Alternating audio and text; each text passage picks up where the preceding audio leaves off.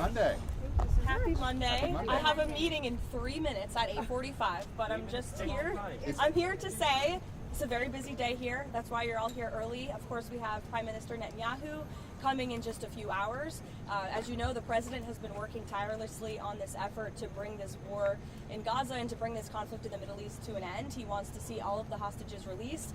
And Ambassador Witkoff, Special Envoy Witkoff, sent a very detailed 21-point plan to both sides, and the president expects both sides to agree. So there will be a press conference later. You can ask your questions of both the president and the prime minister at that. And then later, of course, we have congressional leadership here. Our message and what we want out of this is very simple. The president wants to keep the government open. He wants to keep the government funded. There is zero good reason for Democrats to vote against this clean continuing resolution. They voted for this exact same bill 13 times in the past. We want to keep the funding for our military, for our veterans, for our women and our children in this country continuing. We want the government to stay open. The president is giving Democrats one last chance to be reasonable today. Is the president prepared to negotiate with Democrats?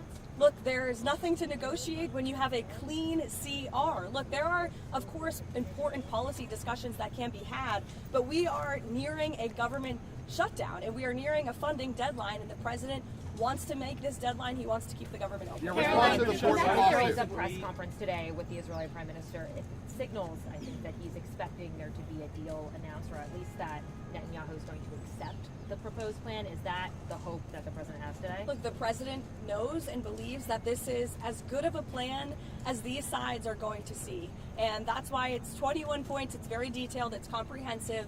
The president has been working tirelessly on this. He speaks to, Prime Minister Netanyahu all of the time. Of course, he's in constant correspondence, but he's also taken a lot of time to speak with our Arab partners and allies in the Middle East. He met with them at UNGA in New York City last week to hear them out. We've obviously had direct and indirect conversations with Hamas as well.